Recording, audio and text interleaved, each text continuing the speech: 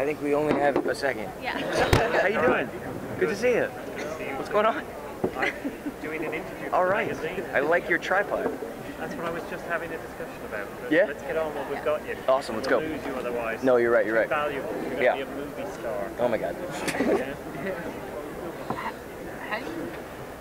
Stiles has to maintain probably the hardest balance of anyone in the show. He's the comic relief, but he can't take things too jokey because it's very serious things happening around him. Yeah. How do you keep that balance and keep it from going either too funny where it's like he's not taking any of it seriously, or too dark where he's lost all the time? Well, it's a really relevant question, man, because that's on the daily basis, that's a lot of what I deal with. You know, when I first read the scripts, I have to, you know, instinctually go with what I think and what I feel, and you know, if I you know, I have to find the space for humor, and I have to find the space for when it can't, you know, it's gonna be, and I'm really self-conscious about it too. Like sometimes I'm always like, oh, should I not have gone, you know, that might be a little fragile of a moment there to make a joke, you know, but how I do it, I mean, I don't know. I do it like anyone does anything, I guess. Like you just kind of do your best and hope that it's okay. But that's a really good question, man, because it's so valid in my everyday work life with this show, you know. It's and my character. It's you know, the balance of the drama and the comedy. It's tough, but I think it's good practice, you know. It's good training. So Stiles and Lydia, obviously a lot of fans are rooting for them to be together, and at the end of 3A, that wasn't the case. Yeah. So 3B, where do we find poor Stiles? Alone in his bed. I'm serious, actually, but that not because of that. He's, you know, Stiles he's comfortable with having Lydia, you know, in his heart, and he knows he can't force her to reciprocate, and you know, he's had a lot of experience in this field at this point with her not reciprocating. I don't think he's a jealous guy. Like, I think he wants her to be happy. He does have strong feelings for her, but I think also he's got a lot of other stuff going on right now that has to come first. So, and that's where we pick up. I mean, it's really more about that stuff, the psychological craziness of you know, that Scott, Stiles, and Allison have to endure, basically. Yeah. Your career is growing so exponentially, so fast. Do you think you have any interest in... Oh, sorry, did I cut you off?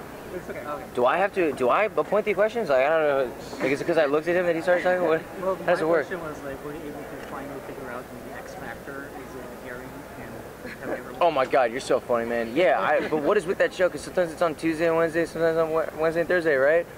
I don't know. Go ahead, bud. Sorry. I didn't mean to cut him off, but your career's going so exponentially so fast. Do you think you want to go beyond acting, maybe writing, directing? Absolutely, yeah. Yeah, I mean, Yeah, what was that tease about you potentially directing? Oh my God, I don't know why I did that. Made me so do you think nervous. You want to direct an episode of the show, maybe? You know, oh my God, I'm already sweating. My hands, my palms. Did you see what just happened? You know, I need to feel really ready to do that, and while my time on set is always, you know, like geared towards, you know, just like learning everything, like acting and just being on a set, commanding a set, directing, you know, storytelling. I mean, like, you know, it's been the best training I could have asked for. It's been the best school I've ever could have, you know, gone to. In a sense, I'm on a set every day, you know, and and I don't you know, I don't fuck around. Like, I want to learn, you know, I'm there to absorb, and I still think directing's far off for me. Like, you know, I want to feel ready, because also a thing I've observed is I don't approve of a director who is completely inexperienced and doesn't know what he's doing. So I don't want to be that guy. But yeah, that's where I definitely want to direct in the future. That we're going to meet when you introduce in the season 3D. Tell me a little bit about the Japanese kitsune. I'm very excited. Kitsune myth. Well, it's a shapeshifter myth. It's a trickster spirit, and a lot of this season has to do with tricksters. And we've got a few of those in our cast of characters. So what we're trying to do is tell some complex stories that delve into riddles, into myth, into a little bit more of a psychological thriller. I think we still have some good surprises up our sleeve. So what you're going to see with the kitsune is, I mean, this is a really interesting creature, fox spirit. They can shift into a beautiful woman. They can turn into a tree if they want to. There's parts of the myth that say they can become an entire mountain, or take the shape of the moon. We're not going to do that in this story because I think lends itself better to a fable. But we are going to see a different set of powers. One thing that I think we've done really well with the show is we've built each sort of season around visuals, feeling of earth and of nature. In the last season with the druid, the first season was very much an elemental story about a house that was burned down, and then characters like Peter who died in a horrible burning death and then was brought back. So this one definitely has a feel to it. You'll see clues for it coming out with the new trailer, I'm sure. You really put the characters through hell in the first 12 of this season. Yeah. And did you ever, while writing that, was like, well, we can't, if we go too far, we're going to become misery porn? Like, is there a line for you where we can't go misery past porn? That's interesting. Just like, well, I feel like you get some of that with the AMC shows sometimes. They get so dark and to the point where they lose their humor and some of their charm. And you team up a show that needs its charm to sometimes be fun. Oh, and absolutely. Do you ever feel like if we go past this, we'll lose that charm, and do you avoid going past that? You know, we talk about that a lot in the writers' room. It's like, how much can you test the audience's patience with certain stories, or how much do you want to see characters beaten down? And I definitely get a sense like that with a show like The Walking Dead. I mean, do they ever feel like they need to have a story that refuels their hope? With Walking Dead, they just get darker and darker, and more people just die. But somehow it's so compelling, the story, that you're still with it all the time. They just add more viewers. I don't know where the limits are, because what you do is, if you can do a show that's as dark as possible. You give one little tiny little ray of hope. The audience sticks around because they do have their hope.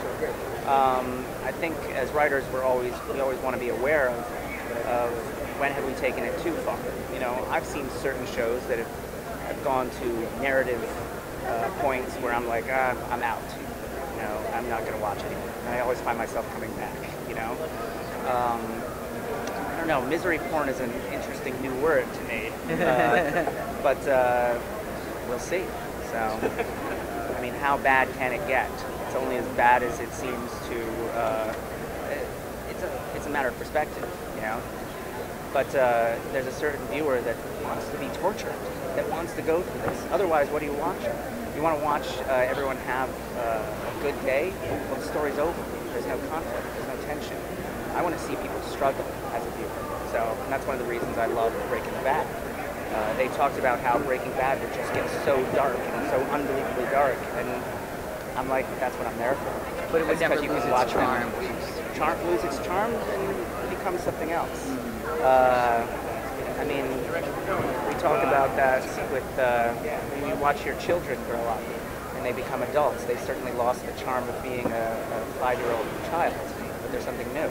So what is that new thing? And you love that new thing just as much.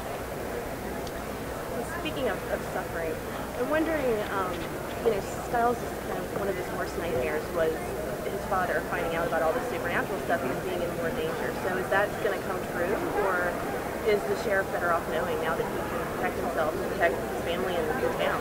That's a question that we do try to answer this season, and it's not an easy answer. Yeah. And it's actually addressed in the first episode, where Stilinski, we called the first episode sort of our cold case episode.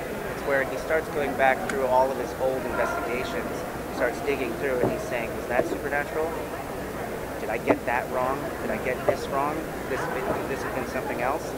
And so so you have him questioning that, and the things he steps into, will he go too far? Will he regret his decisions about reopening a certain case? You'll see it happen.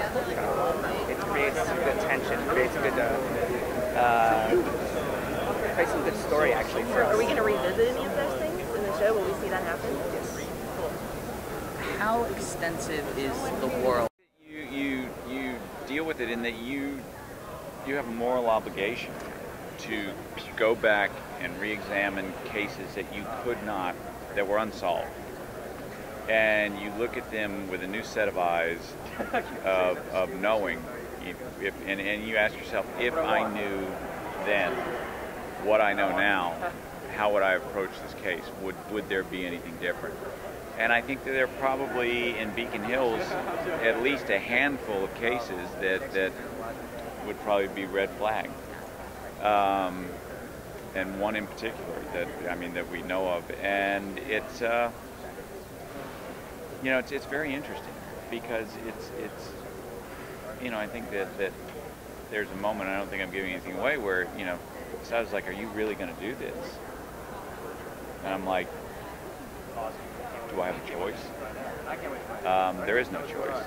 When you signed on to the role, did you always know that eventually Stiles' dad would find out about the supernatural? No. And when you found out this, when you first got the first scripts, and you found out that this arc was going to lead him to eventually finding out about all the supernatural world, what did you think about the idea of growing the character that way?